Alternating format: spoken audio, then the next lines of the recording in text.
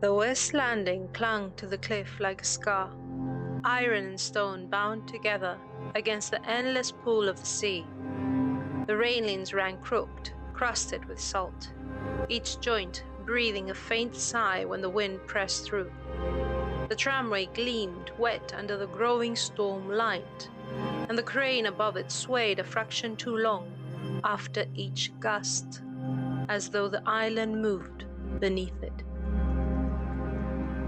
Far below, the waves coiled and uncoiled, their color like liquid steel. When they struck the rocks, the sound wasn't splash or crash, but something heavier, a deep, wet concussion that trembled up through the soles of his boots. Murray steadied himself, eyes drawn to the life buoy tied to the rail, its ropes quivering. It looked small, fragile, a child's toy before the monstrous sea. His gaze sought the sky and the isles. The seagulls had been gone for days. Not even their cry could be heard. He had the sense, not from sight or sound, but from somewhere deeper, that the island was aware of them. The stones seemed to lean, the wind to listen. These isles were known as the Hunters, and for good reasons. How many boats had sunk? How many lives had drowned? How many souls had been claimed? The sharp black rocks unwelcomed the world of men who defied the oceans with their lighthouses. That beacon of life in the abyss was profaned for ancient grounds, a place of old beliefs. Not even the blessing of a holy man on the Isles had saved the chapel from collapsing. Murray turned to the blur of horizon where the coast should be. He thought of the pubs, the smell of peat and smoke, and the women. That was what he most desired. Their touch, taste, the scent of their hair and skin. None of those reached him now. Only the taste of salt and the faint rhythm of the sea gnawing at the cliff. The sound of a beast testing the edge of its chain. He brushed his mustache, savoring the truth. They will not leave that rock anytime soon. Someone called his name. He leaned forward, eyes intently searching below. There was a sudden gust of wind that pushed him forward, but a hand grasped his shoulder just in time. "What the hell are you doing? For Christ's sake, Murray!" "Sorry," he muttered, feeling like a fool. A man of his experience should act with more wisdom. Joseph Dunn's hand stayed on his shoulder a second longer than needed. Murray could feel the weight of it, not just to steady him, but to keep him from leaning too far into whatever waited below. "Have you secured the crates?" "Aye." Murray's answer came thin against the wind. "All tight. Ropes will hold." Joseph looked at him the way men look when they're measuring whether the thing will break. The sea thundered somewhere below them, spraying their boots. He gave a short nod. "Arthur'll see to the rest. You're off the landing." Murray turned, disbelief flaring in his chest. Fresh air kept him from going completely mad. "Arthur? He's green as moss." "Good. We're on a rock. Moss stays on stone," Joseph replied. Murray's eyes narrowed in defiance. "Orders," Joseph said, voice flat. Murray shrugged off the hand. "Fine." Joseph Dunn was already watching the sky, the line where the dark waters met darker clouds. There's worse coming than any of us have seen. "Go and light the lamps. We'll need them soon. No men will come to our positions tomorrow. May God give us strength." Murray swore under his breath. The words whipped away before they reached the older man. He glanced once more at the landing, the railings quivering like threads, the crane creaking on its hinge. And then at the horizon, where the sea had turned the color of iron filings. The men looked as though carved from the same rock they surfed upon, heavy wool guernseys clinging to their frames, oilskin coats glossed with salt, and high leather boots black with wet. The brass buttons of their vests caught dull flashes of lightning, each flicker like a heartbeat of the storm. The air around them smelled of lamp oil and iron, of damp wool and the breath of the sea. As he trudged back towards the lighthouse, his boots left prints that filled with rain before he'd taken 10 steps. The wind had changed pitch, lower now, like a groan rising from under the island. Joseph followed and shut the door behind them. The sound of it closing was small, but it carried like the ceiling of a tomb. After dinner, Murray lingered by the hallway and listened to Joseph and Arthur. They spoke in hushed voices, and the wind and waves didn't help, but he picked up strings of words. His mind's playing tricks. 'Tis good money, but I not cut for this. Afterwards, he dragged himself to the bedroom and lay in his bed. I don't belong here. His voice bounced in the empty room. Perspiration pearled his skin. Each breath carried the scent of stone, dark and damp, with threads of oil, soot, and rotten fish. The smell of a dead sea. Air moved in small spirals through the cracks of the lighthouse, carrying a wet chill that stuck to the throat. Above, the lamp of the lighthouse turned. The sound did not reach from where he lay, but the feeling reverberated through flesh and bone, a rhythm that hummed from light. Behind walls of wedged bricks, waves crashed and retreated. Crashed and retreated. Though never the same, they rose, sometimes halfway up the lighthouse. The storm gained strength each passing minute. Below, in the deep, something moved. The unease that ebbed and flowed in Murray's chest rose from a pressing silence. There were times when the roar of the waves and the howls of the wind agreed to hold their breath. He felt cornered, drifting from a tangible reality, hexed by Kronos, cast from the current of time. Isolation, an invisible force that crushed his sanity into pulp. When the silence grew, the whispers began, flowing into crescendo, a murmur he failed to ignore. Murray heard his name, summoned, cursed, mocked, dragged into the depths, even if his body remained where it was, or so he thought. His right knee ached, and his head throbbed. Without his oiled jacket, the cold had gripped his bones. He lay sprawled on the wet stairwell floor, breath misting in short, panicked bursts. His heart hammered against his ribs. He was terrified, as if torn from a nightmare he couldn't quite remember. He forced himself up, trembling, near to convulsion. Where am I? He thought. A fog curtained his memory. Downstairs was a faint glow, the light from the living quarters. He was at the top of the stairs, one hand clinging to the rail. Above, the lamp hummed, steady and indifferent. Between the lights, the stairwell remained shrouded in darkness.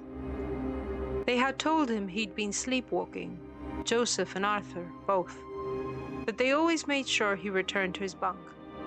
At dawn, he awakened, drained, heavy, and haunted by dreams that dissolved at the horizon of thought.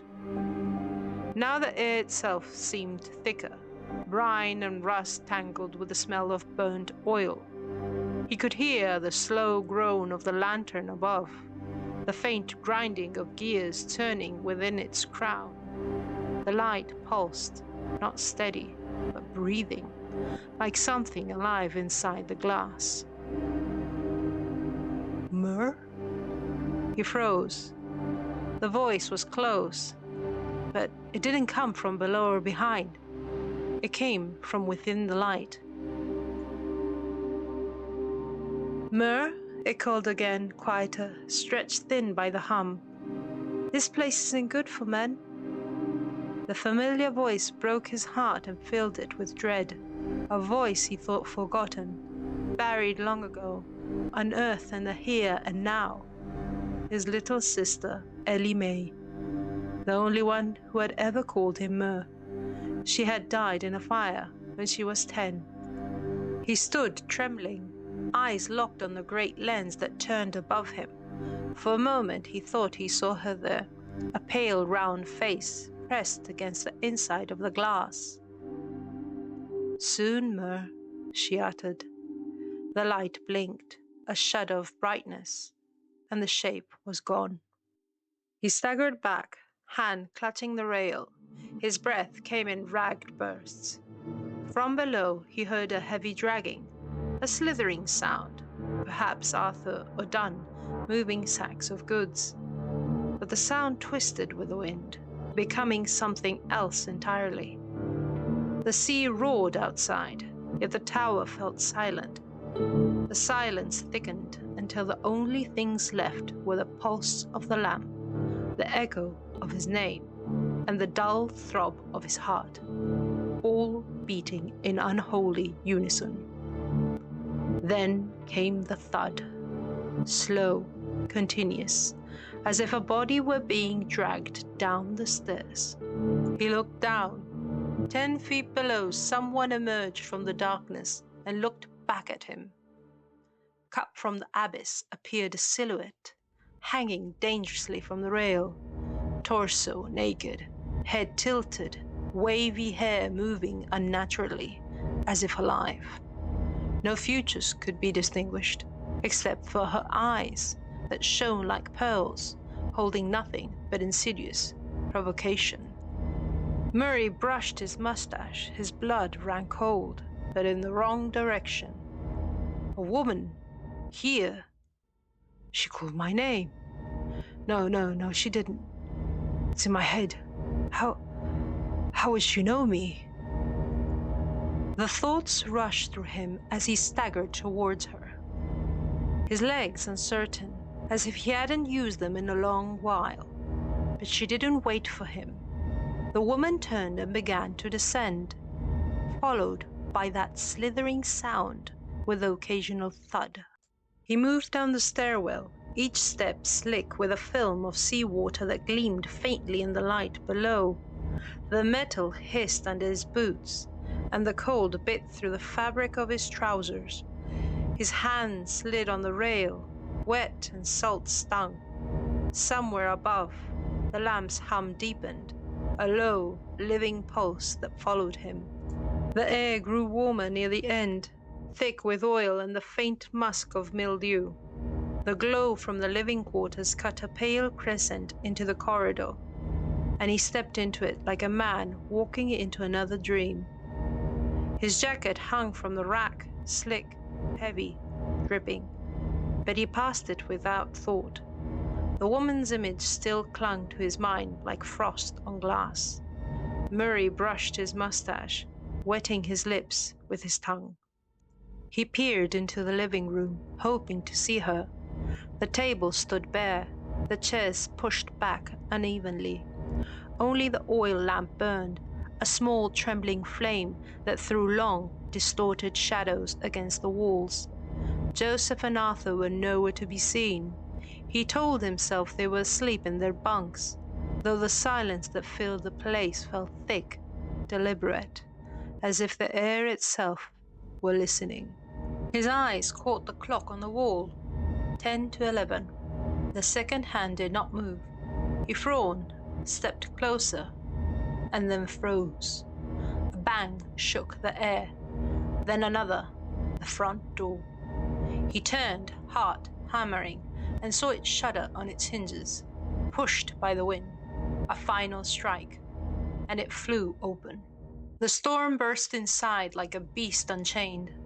Wind howled through the corridor, sending the lamp's flame into a violent tremor. Murray shielded his face and staggered forward. He pushed out into the chaos.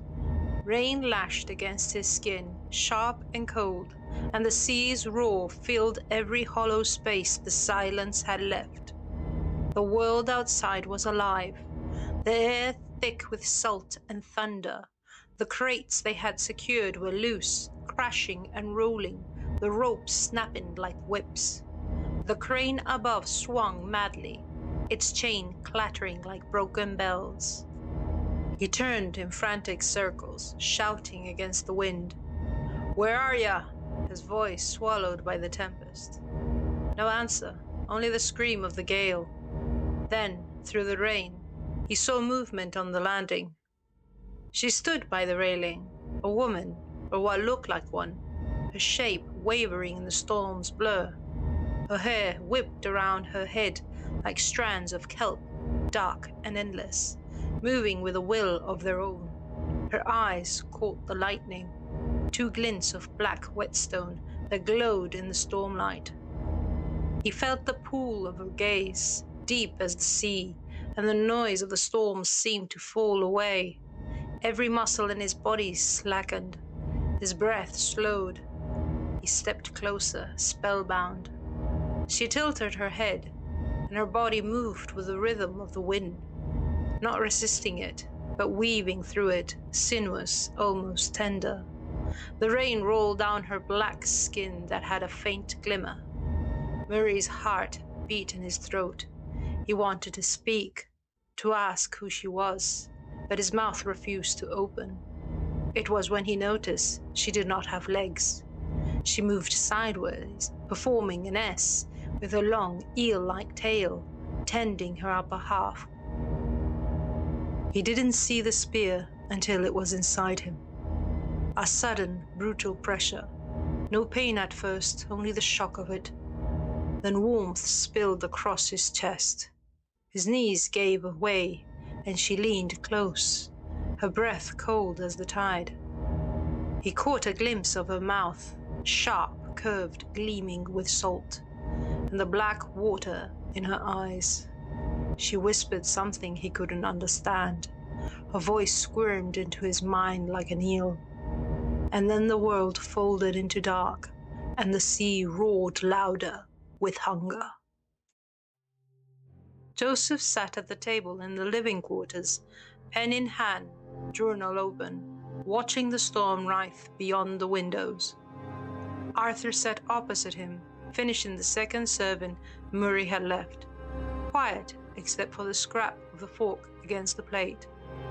Joseph wrote slowly, noting the wind's pattern, the dark swell of the sea, the unnatural way the lightning seemed to ignite the clouds in slow, violent bursts. He had weathered storms all his life, but none like this. The island itself seemed to lean to the gale, listening, watching. A flicker of the lamp above made him pause. He looked up at the clock on the wall, 10 to 11. Its hands had frozen. He frowned and pulled out his pocket watch. The same, 10 to 11, dead. An unsettling feeling grew in his chest. Underneath his clothes rested a cross that belonged to his wife. He lay a hand above it, made a silent prayer. They were startled by a loud bang. It came from the hallway. The entrance door rattled and continued to bang against its frame. They looked at each other and dawned on the same conclusion. Murray. Without exchanging a word, all was left, plate, journal, and lamp. Their limbs moved of their own accord, driven by instinct and fear. Arthur's chair scraped across the floor and knocked over, forgotten, as they ran outside. The storm hit them full, heavy rain pelting their face, wind tugging at their body.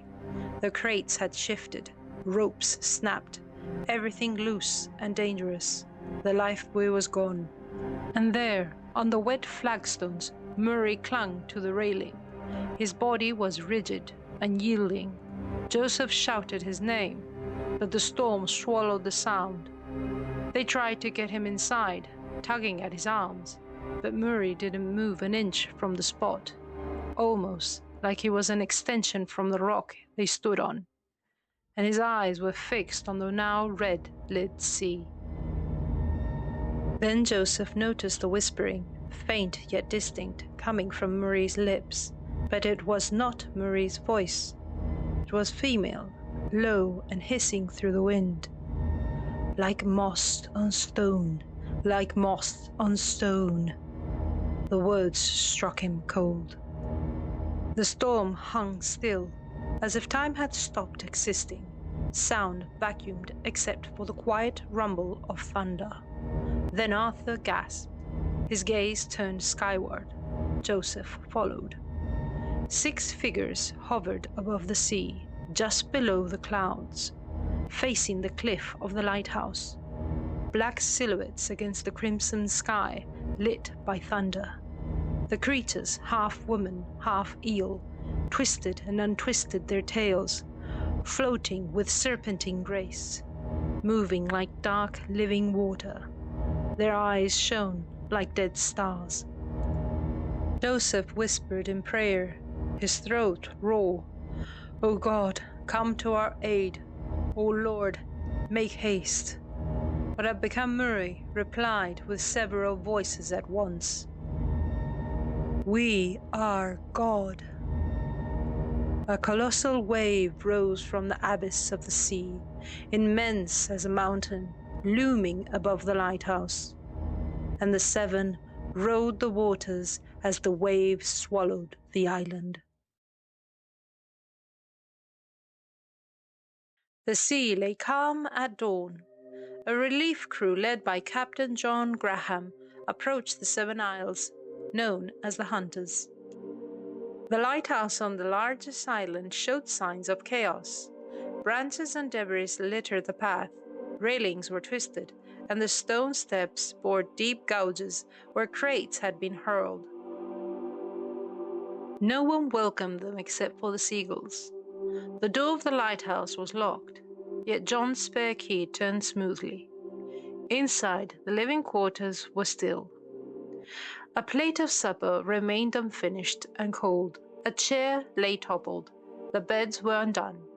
One oilskin jacket hung draped over a rack, and the clock on the wall had frozen at 10 to 11. The journal lay open.